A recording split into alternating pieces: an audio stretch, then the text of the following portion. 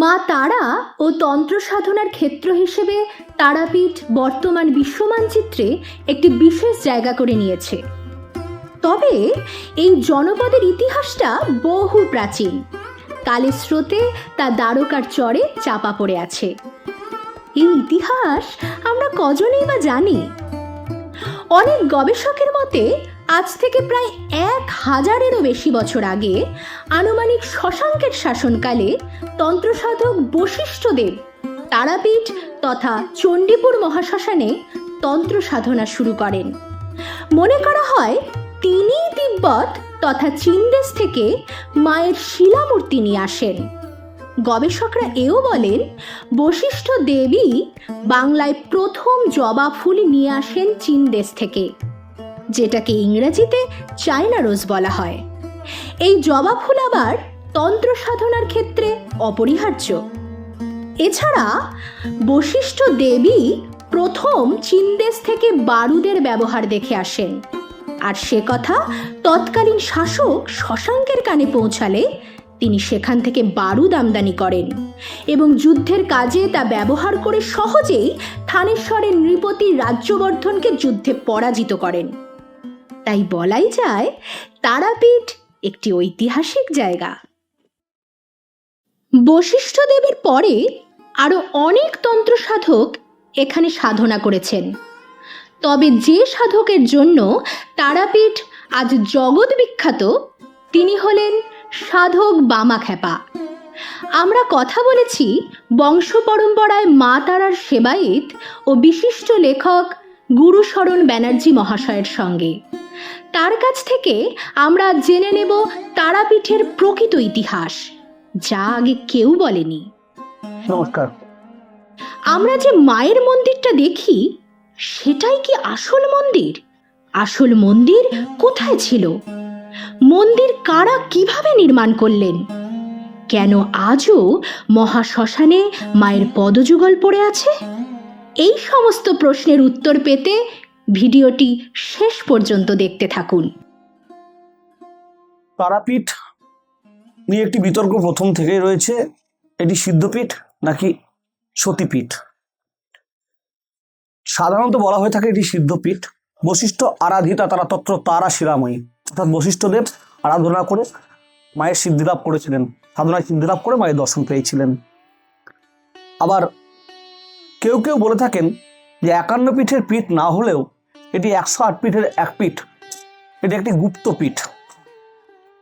সেই সূত্র অনুযায়ী বলা যায় ঊর্ধ্বনেত্রপাতে নৈব উগ্র তারা শিলাময়ী, অর্থাৎ দেবীর ঊর্ধ্বনেত্র অর্থাৎ জ্ঞান নেত্র এখানে পতিত হয়ে শিলায় রূপান্তরিত হয়েছিল। যদি আমরা দুটোর যদি সমন্বয় করি তাহলে বলা যেতেই পারে যে এটি একটি গুপ্তপীঠ এবং ঊর্ধ্বনেত্র পাতে নৈব উগ্র তারা শিলাময়ী, দেবীর জ্ঞান নেত্র পতিত হয়ে শিলায় রূপান্তরিত হওয়ার পরে প্রথম এখানে সিদ্ধিলাভ করলেন সাধক হিসাবে তিনি বশিষ্ঠদেব। কেই বশিষ্ঠদেব? তন্ত্রে 4 বশিষ্ঠের সন্ধান পাওয়া যায়। ইনি কিন্তু রামচন্দ্রের কুলগুরু বশিষ্ঠদেব নয়, এটা অন্য এক বশিষ্ঠ। তিনি এলেন সাধনা শুরু করলেন তারামায়ের দর্শন পাওয়ার জন্য। তারাও এখানে কিন্তু 3টি, এটা আমাদের জানার প্রয়োজন। একটি হচ্ছে উগ্রতারা, একটা হচ্ছে নীল সরস্বতী এবং একটি হচ্ছে এক জটা। আমাদের তারাপীঠে তিনি হচ্ছেন উগ্রতারা। নীল সরস্বতী বা এক জটা মন্দিরও ভারতবর্ষে রয়েছে। বশিষ্ঠদেব যখন এখানে প্রথম সাধনা শুরু করলেন, তারাপীঠের এখানে তান্ত্রিকদের একটা তান্ত্রিক ভূমি হিসেবে প্রতিষ্ঠিত ছিল। অদিত্য তান্ত্রিকদের কিছু কার্যকলাপ তাকে ব্যথিত করে। তিনি কিন্তু এখানে থেকে চলে যান এবং চীনে কঠোর তপস্যা শুরু করেন। দীর্ঘদিন তপস্যার পরেও তার কিন্তু মানসিক পরিতৃপ্তি আসেনি বা সিদ্ধিলাভও তিনি করতে পারেননি। তখন স্বপ্নাদেশ হয় মায়ের যে তোকে তারাপীঠে গিয়ে ওই রহস্য পূজার মধ্যে দিয়েই, তন্ত্রের মধ্যে দিয়ে তোকে আমাকে যেতে হবে। বশিষ্ঠদেব এসেছিলেন, এসে তারাপীঠেই সাধনা শুরু করেছিলেন এবং সাধনা শুরু করে তিনি মায়ের দর্শন, মা যখন তার কাছে এলেন তখন তিনি কিন্তু মায়ের মুখের দিকে তাকাননি, তাকালেন চরণের দিকে। আমরা আজও শ্মশানে গিয়ে দেখতে পাবো মায়ের দুটি প্রস্তর নির্মিত চরণ দেখা যায়, যেটাকে মনে করা হয় যে বশিষ্ঠদেব মায়ের যে চরণ দর্শন করেছিলেন সেটি পরবর্তী ক্ষেত্রে শিলায় রূপান্তরিত হয়েছিল, আমরা যাকে পাদপদ্ম বলে থাকি, যেটি শ্মশানে দেখা যায়। এর পরবর্তী ক্ষেত্রে বহুদিন পর জয়দত্ত সওদাগর তিনি বাণিজ্য করে ফিরছিলেন তার সন্তানকে নিয়ে, বহু ধন সম্পত্তি বিপুল ধনরাশি নিয়ে। তখন দ্বারকা নদীর যথেষ্ট ফাটল ছিল, গভীরতা ছিল, সেদিক দিয়ে বজরা যেত, নৌকা যেত, বহু নৌকা বজরা নিয়ে তিনি কিন্তু ফিরছেন। এক জঙ্গলাকীর্ণ স্থান তারাপীঠ, সেইখানে বজরা বেঁধেছে তার নায়ের মাঝিরা, রান্না বান্না হবে, খাওয়া দাওয়া হবে, কিছুক্ষণে বিশ্রাম হবে, তারপরে আবার পথ চলা শুরু হবে। ইতিমধ্যে তার সন্তানকে সর্পে দংশন করল। সর্প দংশন করার পরে তার মৃত্যু ঘটল। সবাই ভেঙে পড়ল। জয়দত্ত সওদাগর তিনিও ভেঙে পড়েছেন। কিন্তু তার সাথে এত নায়ের মাঝি থেকে শুরু করে মাঝি মোল্লা, এত কর্মচারী, তারা কি না খেয়ে থাকবে? সেটা সম্ভব নয়। তাই রান্না বান্নারও প্রস্তুতি নেওয়া হলো যে হ্যাঁ, হয় সব কাজ করা হবে, না হয় সে মৃত সন্তানকে নিয়ে চলে যাওয়া হবে। যা হোক, কিছু একটা সিদ্ধান্তে পৌঁছানো যাবে। কিন্তু তার আগে এতজন মানুষ আছে, তাদেরকে অভুক্ত রাখা যায় না। তাদের রান্নার জন্য রান্নার ব্যবস্থা হলো। স্থানীয় নদী থেকে মাছ ধরা হলো, মাছ উঠলো শোল মাছ। সেই শোল মাছকে কাটা হলো। কিন্তু পুকুরের জল, নদীর জলের থেকে পুকুরের জলে একটু এগিয়ে গিয়ে ওখানে মাছটা ধুতে গেল নদীর জলে না দিয়ে। জানি না কারণটা কি ছিল। পুকুরের জলে মাছটা ধুতে গিয়েই নদীর পার্শ্ববর্তী একটা এলাকায়, তখন নদী আরো কাছাকাছি ছিল, নদী এখন অনেক পিছিয়ে গেছে ভূমিক্ষয়ের কারণে, ভৌগোলিক কারণে। তো পুকুরের জলে যখন মাছটা ধুতে যাওয়া হলো, সে কাটা মাছ জ্যান্ত হয়ে চলে গেল। মাঝি মোল্লারা এই ঘটনায় আশ্চর্য হলো। তারা এসে জয়দত্ত সওদাগরকে বলল যে এখানে এক রহস্যময় জায়গা, এই রহস্যময় জায়গাতে যখন আমরা মাছ ধুতে গেলাম, কাটা মাছ, সেই কাটা মাছ জ্যান্ত হয়ে পুকুরটাতে চলে গেল। জয়দত্ত সওদাগরকে এসে কাহিনী বলার পরে তিনি বললেন, এ ঘটনা যদি হয় তাহলে আমার মৃত সন্তানও হয়তো প্রাণ ফিরে পেতে পারে।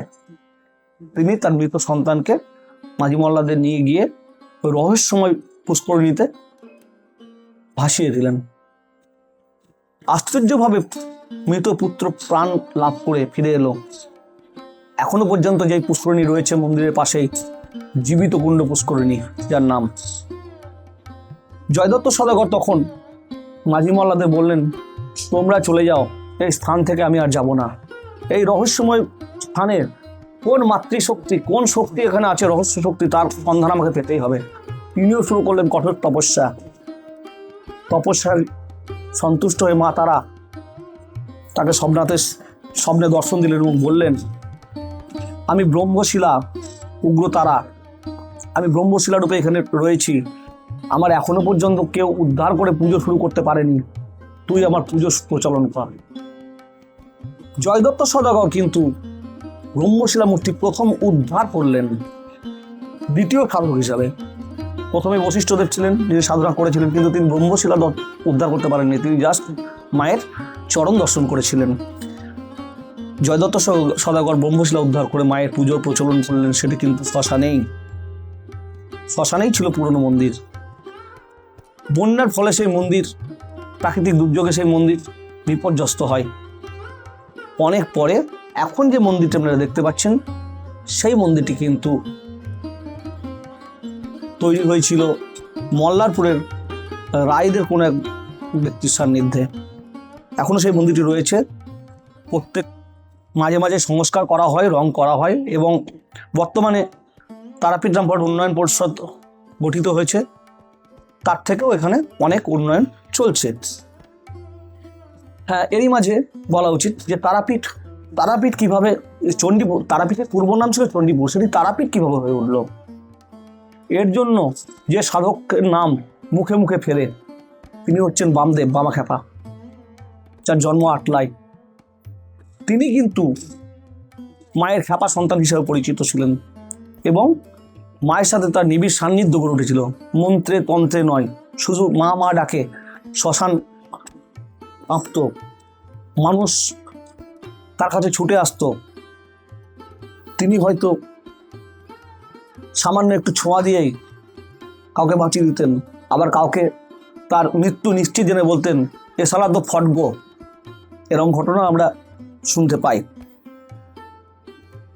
বামদেব বিশ্বের মানচিত্রে তারাপীঠকে পরিচিত করে তুললেন। চণ্ডীপুর থেকে তারাপীঠে পরিণত হলো। সেই খ্যাপা বামের জন্য কিন্তু তারাপীঠ আজকে সুখ্যাতি। ভিডিওটি দেখার জন্য ধন্যবাদ।